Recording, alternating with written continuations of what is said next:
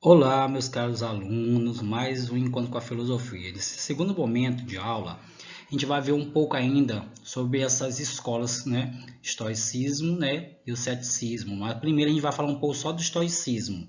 E no próximo encontro a gente fala um pouco do ceticismo, tá? Tá. Lembrando vocês que o estoicismo, né, foi uma corrente filosófica do helenismo mais influente da antiguidade. Essa corrente filosófica do helenismo mais influente da antiguidade era uma escola de pensamento que se originou na cidade grega de Atenas, próximo ao ano 300 a.C., embora seu fundador Zenão tenha sido um estrangeiro natural de Sítio, atual Lanarca, na ilha de Chipre, onde essa escola originou-se do local em que esse pensador se reuniu-se com seus discípulos, a saber, um pórtico, que eu expliquei na aula anterior que o pórtico significa um espaço público destinado à discussão política em Atenas. Né? E a partir daí, todas as suas três fases de heranças, né, foi a partir de questões socráticas, né, que levou a sua evidência. Né? Então, a partir desse momento, deu início, né, a esse pensamento dessa corrente filosófica estoicismo. Tá, como eu falei, a característica dos estoicismo, né? Nessa perspectiva, a ética baseia-se na indiferença. Nela, a filosofia é entendida como um exercício e não como uma atividade meramente intelectual.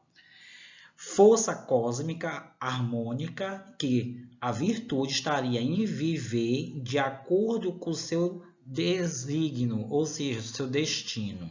Só o que é incondicional pode ser considerado essencialmente bom ou mal. Para ver isso, né, essas rompiduras e esses benefícios, né, os estoicismo, né, levava embora a sua presença, que não diminuía a sua felicidade. Porém, né, as perdas, o lamento, a questão da morte, né, também são todas coisas parecidas por ser considerado bom ou mal, né, para eles, nesse momento da escola. Né? E essa perspectiva, né, da ética está determinada nessa força cósmica harmônica que levaria em viver de acordo com o seu desígnio, ou seu destino. Então, os demais bens em que o ser humano possa inspirar, como saúde, né, contentamento, amizade, são secundários e não essencialmente bons.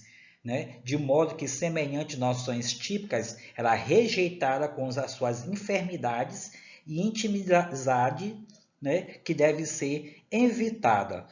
Então, essa recusa em deixar levar-se por esse sentimento, desejo, visa evitar também os excessos, Esses excessos que sejam cometidos a fim de questão supérflua, que seja desvalorizado. Só então que é incondicional para ser considerado essencialmente bom ou mal. Então, preservar sua reputação e benefício, mas não deve lamentar amargamente sua perda. Estoicismo, essa primeira visão.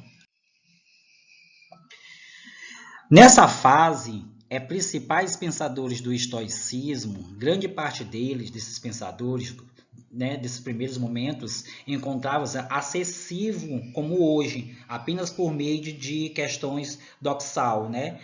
Para isso, vamos citar Marcos Túlio Cícero, né, o pensador e filósofo do final do século II a.C., Lúcio Métrio, né, que ensaiava o grego, que vivia 100 anos depois de Cristo, né, 100 anos depois, que são fontes relevantes, embora adote uma perspectiva crítica. E a partir daí, o pouco que sabemos sobre a vida desses pensadores é apresentado numa famosa Vidas dos Filósofos Eminentes, né, que Diógenes Laércio, né, escreveu. A partir daí, o estoicismo é uma escola filosófica desse período helenístico que traz grandes, né, descobertas, grande tese do desenvolvimento da virtude do homem na sociedade. A primeira fase é marcada pelas reflexões de Zenão em Atenas. Ele dizia o seguinte, que é sucedido, né, mais na frente, depois ele foi sucedido por Cleanthes, né, de Assons, que defendeu o materialismo, afirmando inclusive a alma é material. Ele afirmou isso, né, o Cleanthes, né, de Assons, né. Esse último pensador da fase do Crisipo de Solos, cidade onde encontrava a região atual Turquília, ela sistematizada esses pensamentos desse fundador dessa corrente filosófica que defendia os ataques dos membros da academia de Platão, que realmente estava naquela recorrência, né, desse desenvolvimento novo de pensamento racional do homem, né? Então, nessa primeira instância,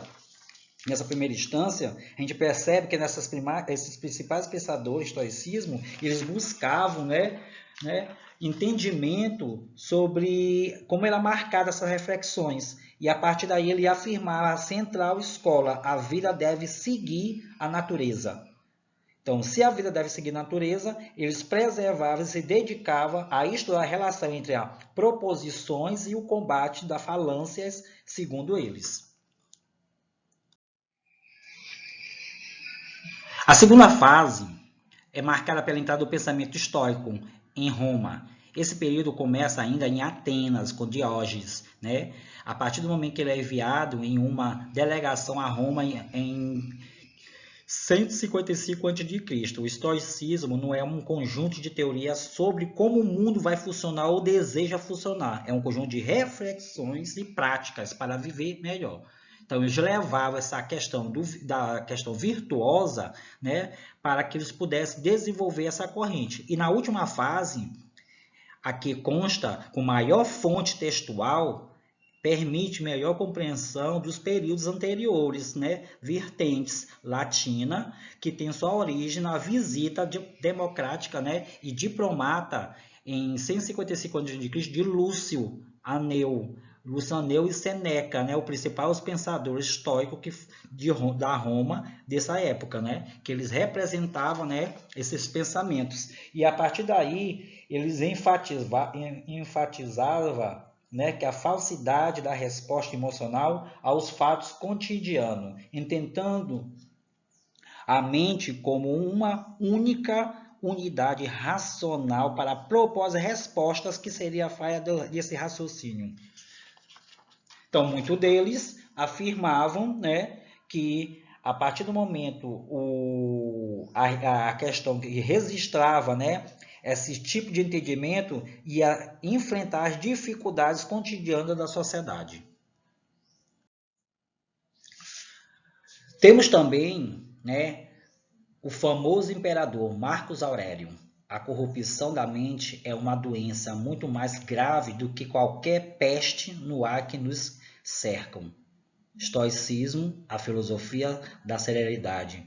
Adquirido o reconhecimento desse filósofo governante e ainda em vida, o seu contato com a filosofia estoica teve a origem como seu tutor Júnior, né, Rústico, né? Então, a partir daí, o Marco Aurélio também foi reconhecido como um filósofo estoicismo, né, que passava e transmitia, né, esse desenvolvimento dessa nova corrente. Então, deu para entender um pouco mais ainda, né, sobre a questão da escola estoicismo. Na próxima aula a gente vai ver um pouco da escola também cética, né? E a partir daí, muito obrigado. Qualquer dúvida, né, eu estou aqui tirando no PV com vocês. No final dessa uma sabatina que vocês vão responder e me mandar no fórum ou no PV, tá? Muito obrigado, até o próximo encontro.